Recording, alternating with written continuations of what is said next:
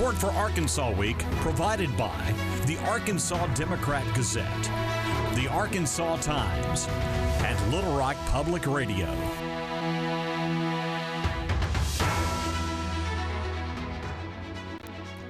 Welcome to Arkansas Week. I'm Michael Hibblen. Congress has about a week and a half to pass a new government funding bill. If that can't be achieved, a short-term fix will be needed to avoid a government shutdown. Joining me from Washington to discuss this and other matters is Congressman Steve Womack, Republican of Arkansas's 3rd District. Sir, I know you're busy. Thanks very much for giving me a few minutes of your time. Michael, it's great to be with you and always enjoy being on Arkansas Week. Well, thank you. We enjoy having you. So you serve on the House Appropriations Committee, which last week voted to advance 12 funding bills that would make up the spending plan. You said in a statement later that day that it's now time for the rest of Congress to finish the job. But from what I've read, that's not looking likely at this point, at least before the deadline. What's the latest? Well, we're not on a good path right now. I will tell you that the play call this week, knowing that funding is going to run out on the government on the 30th of September, so here a week and a half before that is to occur, the play call is to pass yet again another short-term continuing resolution. Translated means Congress hasn't done its job. And look, I'm a bit at odds with my own leadership team on this subject because continuing resolutions are not the answer to America's fiscal problems. And once again, here we are at the very end, right on the cliff of a potential lapse in government funding, and we don't have a plan for how we're going to fund today's urgent priorities at resource levels that are needed to accomplish our task. Now, the House has done quite a bit of work. We've passed all of our bills through our committee. We have a handful that have crossed the floor of the House, but we haven't conferenced anything with the Senate, and we don't have a plan ready to go to the White House, either in part or in full, to be able to fund the discretionary part of government.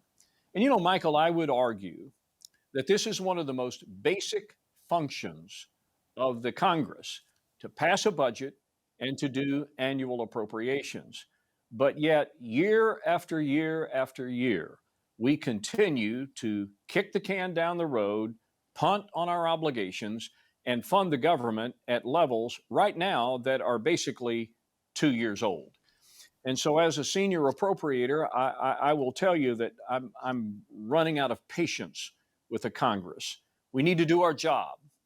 And to say right now that we need about 7 more weeks to continue to finish our work or to work toward finishing our work, knowing that we just spent 5 weeks at home in August, and a week after we passed the big, beautiful bill, we did a victory lap there. For people to say now that we're running out of time and we need more time, save the argument, really. Congress has to be much more motivated to actually do appropriations work, and we're just simply not doing that right now. The White House has been pushing for Congress to pass a stopgap spending bill to extend funding through the end of January. This latest proposal, as I understand it, would fund government through November 21st. Explain what's happening with the timing here and just what's going on, I guess, with the negotiations. Well, I hope to make this pretty simple for the people that are viewing today, knowing that we have very small margins in both the House and the Senate. And you still have this Senate filibuster rule. It doesn't apply to the House, but on the Senate side, you've got to have 60 votes to overcome a filibuster. And the funding of the government is subject to a filibuster. So let's begin the discussion with the notion that you're going to have 60 votes in the Senate. And that's the case. And if you've got to have 60 votes in the Senate and you only have 53 Republicans as we speak, then it tells me that you're going to have to work with the Democrats, Chuck Schumer et al. You're going to have to work with them to try to find 7 Democrats. If you can keep all the Republicans on the yes side, you're going to have to find 7 Democrats to join you in passing something in the Senate. The same is true with any appropriation bill. It's going to require the ability to overcome a 60-vote filibuster. In the House, it's different. We can do things on our own with 218 votes. But right now, we're at 219, and the Democrats have 213. So you can only lose 2 votes if everybody is present and voting and still pass something with a strictly partisan flavor.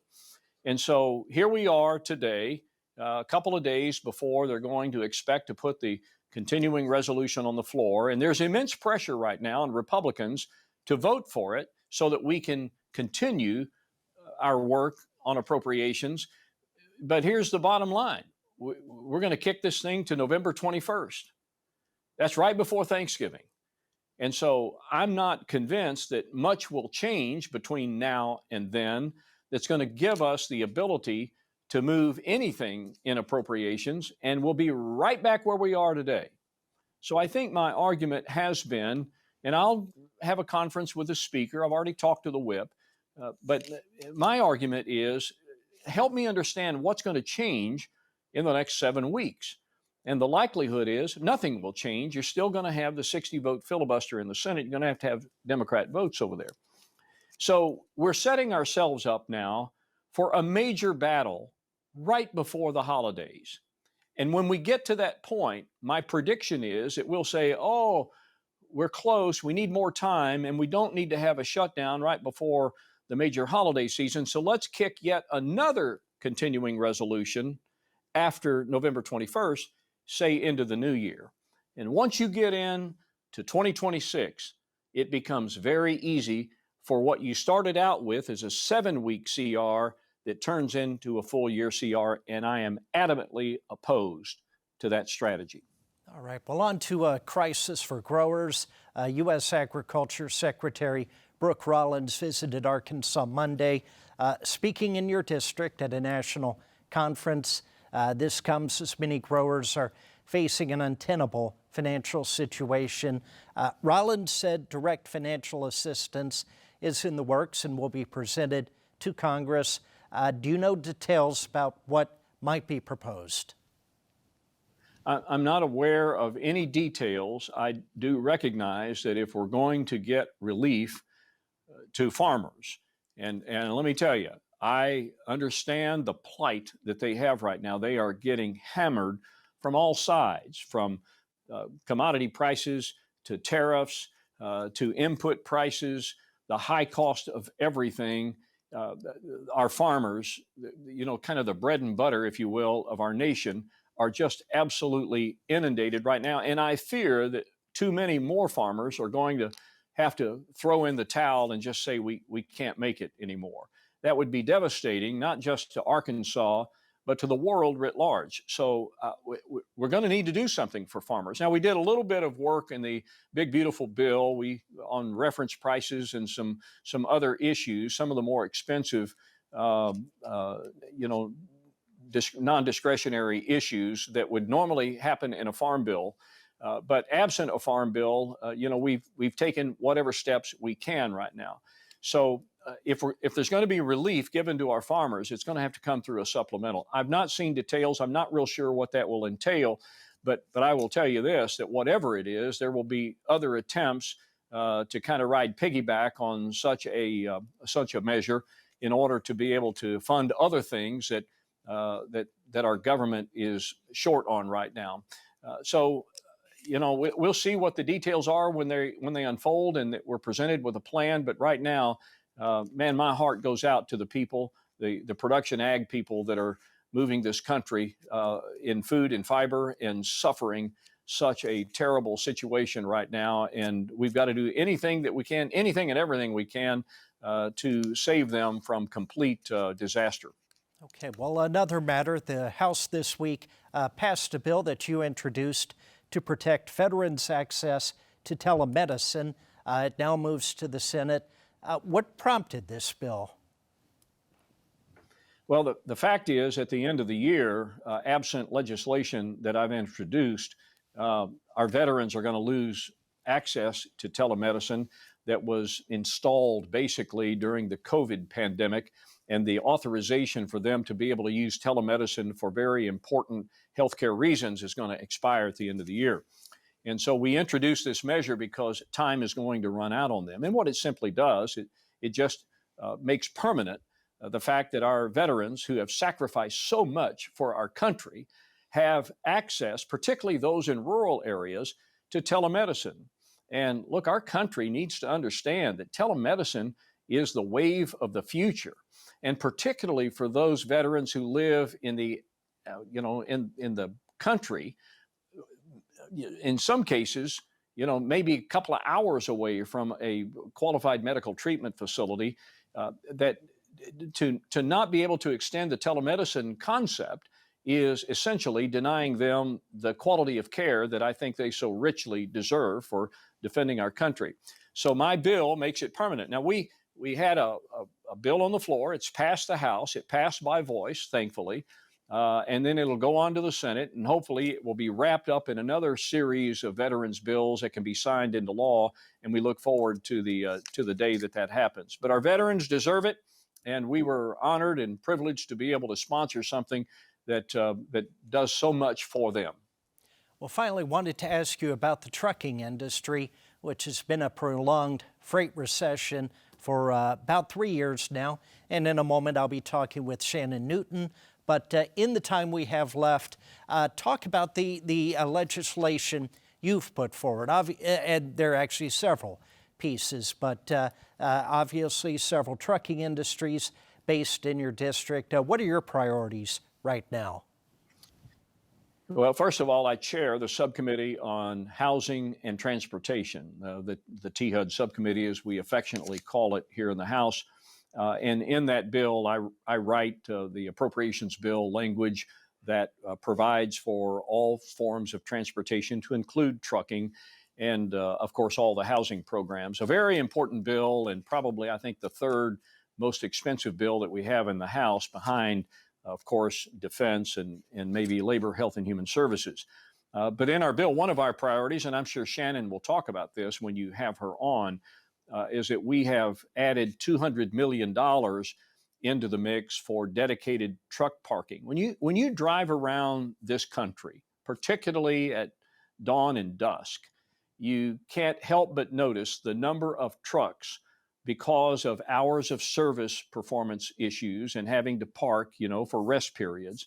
How many of them are parked on exit ramps and entry ramps, right, and in other very dangerous places up and down our highway system. And we think that the Department of Transportation needs to explore the opportunity and expand on the opportunity to create truck parking for those 18-wheelers that are subject to these rules.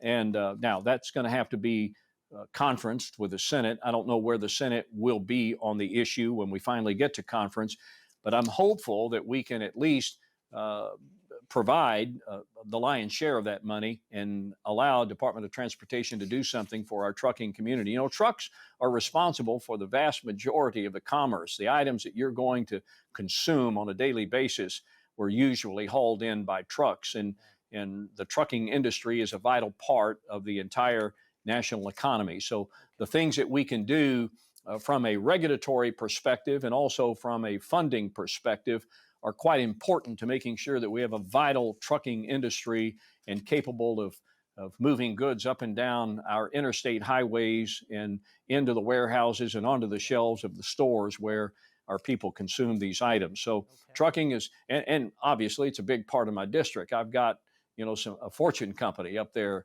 with a famous trucking name on it. So I'm very partial to the men and women and the executive teams that form our trucking industry and do such a vital service to our economy. Right. Well, sir, we'll continue talking about this on the program, but thanks for joining me, Congressman Steve Womack. We appreciate your time. It's a great honor to be with you, Michael. Thank you so much. And we'll be right back.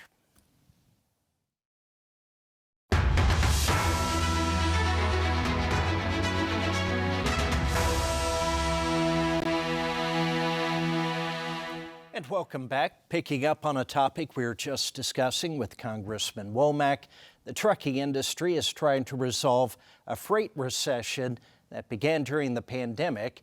Trucking is one of the biggest industries in Arkansas, employing about 100,000 people. With me now to discuss this is Shannon Newton, president of the Arkansas Trucking Association. Thanks for coming by. Absolutely. Good morning. Thank you for having me. Tell me about the unique circumstances that have the industry in this position. This 3 years in, this began during the pandemic. Yeah, I think as we were kind of talking beforehand, the economic trends that the trucking industry is experiencing is a little bit off kilter with maybe some of the headlines that most people are reading about the economy right now. During the COVID pandemic, the world essentially shut down. We worked through some of our supply challenges, and everybody learned about the essentiality of the supply chain. But when people were at home throughout 2020, 2021, there was a surplus of extra funds in consumers' pockets. And so they were at home, they were buying their trampolines, treadmills, doing their home improvement projects. And our industry was really booming during that time, delivering all of those goods to people's homes where they were spending most of their time. Yeah, because we initially had supply chain disruption. Correct. And that was really, first quarter, second quarter of 2020, when we were really figuring out how are we going to continue to move freight in an environment in which we're trying to keep our employees safe. But I think once we figured out no one else was out and about, so we were able to figure out how to continue to provide that service and did so pretty effectively throughout 2020, 2021. But then as the world kind of resumed normalcy, people began to go back on vacation, go to concerts, and began spending their money on more services as opposed to products. And as you might imagine, we don't deliver a lot of services. And so that consumer behavior trend really left our industry in a recession. And we talked about a recession really throughout 2023. Significant year over year. As I mentioned, 2022 was great. 2023 was significantly less freight moving during that time. And then since then, we call it stagnation, because there's really not a period over period continuing to reduce. We're just bouncing along that bottom. And so every thing that might appear to be a positive development, we're like waiting on bated breath, like, is this the recovery? Is this the recovery? And every time there's a positive headline, we think, is this the recovery? But it just hasn't materialized. And so we are talking about almost 3 years of our industry really suffering. And now we're starting to see some financial uncertainties. How is that impacting the industry? Right. I think, financial uncertainty, economic uncertainty is not good for any industry. If you talk about, manufacturing, construction, those big industries that really drive a lot of freight demand, those industries are not feeling really confident about their future, not really confident in their investments, and that subsequently impacts us and the need for our services. And how are trucking companies, especially those in Arkansas, responding to this? Yeah, I think if you to read the headlines, they're few and far between, because we tend to not want to talk about bad news. But if you read the headlines, the publicly traded companies are reporting less than fantastic financial performance. There's been some major headlines about cost-cutting measures at J.B. Hunt, ArcBest, all of those looking to how can we survive long enough. The economy is going to return. People are going to continue to order products. We are going to continue to deliver the economy, but how long can we hold on, and how much, detriment to the industry or detriment to their cash position during this time, so that they're well positioned when the recovery does come. Yeah. Is this impacting the delivery of goods? No, I think carriers are eager to deliver, obviously looking for that demand and trying to overperform, and when given those opportunities. We just have an abundance of supply, and that's really it drives down rates. Classic economy, the supply and the laws of supply and demand, and currently our industry has an excess of supply, and that's really driving down the price of that service. Yeah. How about how trucking, transportation in general is evolving? You've got railroads growing. Union Pacific recently announced it wants to merge with Norfolk Southern. Intermodal is growing, putting one container on ships and then rail, and then the suggestion then truck should be the last part of getting items to the destination. Tell me about just the evolution of the overall transportation industry. Sure. I think if you go back to 80s and 90s, there was a very much a competitive spirit between truck and rail, very much territorial in the way that they were marketing their services. If you were to fast forward that to today, trucking is actually the #1 customer of rail. And any train that you might see, if you were to just look at the logos on those containers as they go by, a significant majority of them represent a traditional truckload carrier. And so now it is much more of a partnership. We talk about it as a true supply chain, from manufacturer to consumer, and those modes often include multiple modes of transportation. It may be part rail, part truck, part barge. But the last time I checked, very few consumers go to the port to pick up their groceries or their medicine or their new car. And so we do feel like our industry is the vital connection, whether it be either from the manufacturer to the mode or from the mode to the consumer. Mm-hmm. And Congressman Womack, he has been a supporter of the industry, has passed several pieces of legislation or backed or introduced them. Talk about some of the key issues that have been addressed on the legislative level, either federal or state. Sure. Well, if you were to look at the major employers in Congressman Womack's district, obviously our industry plays a significant role in the economy of that part of the state, and it employs a lot of his constituents. And so he is keenly aware of the issues that are important to our industry. The one that we've worked together most closely and most recently is the issue of truck parking.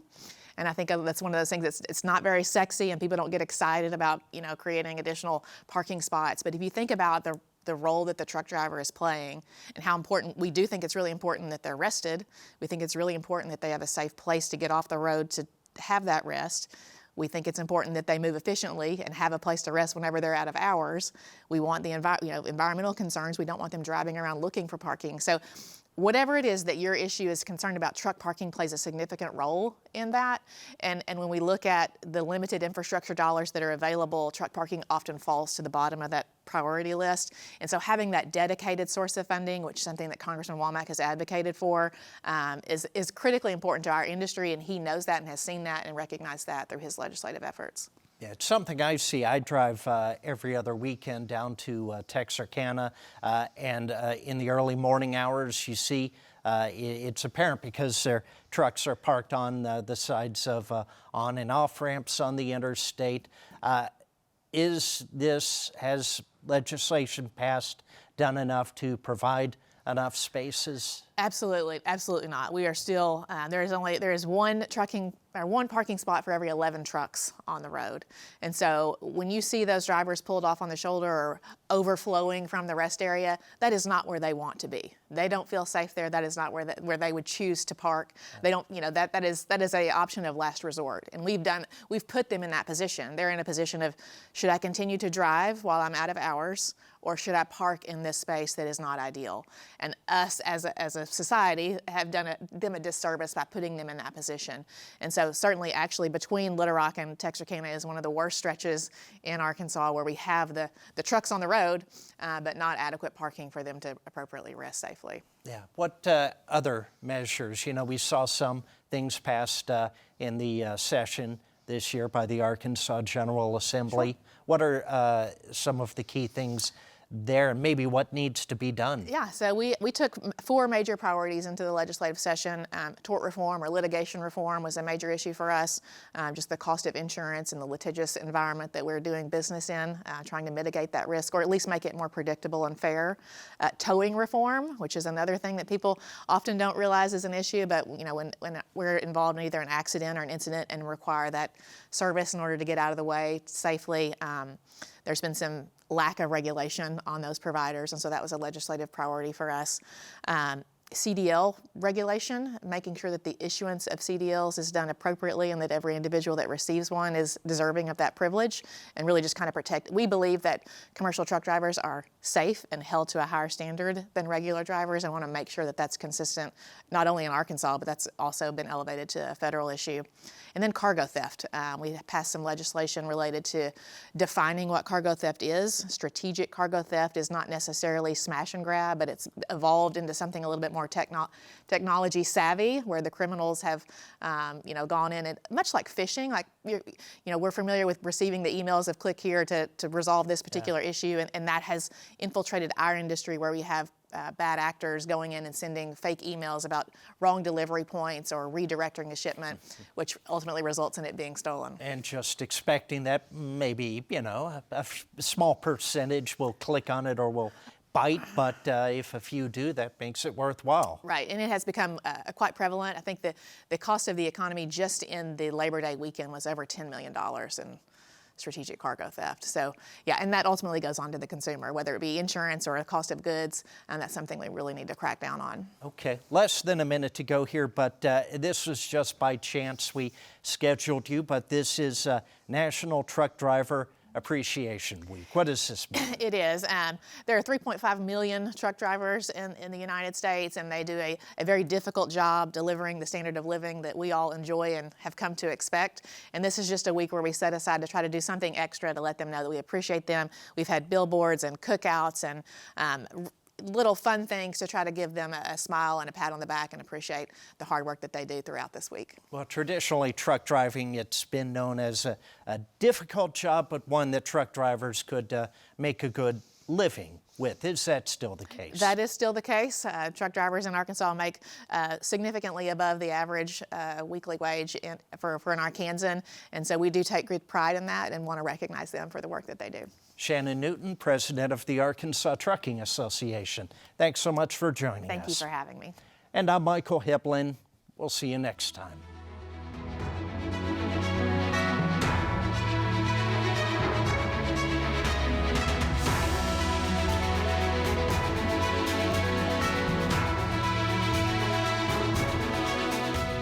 Support for Arkansas Week provided by the Arkansas Democrat-Gazette, the Arkansas Times, and Little Rock Public Radio.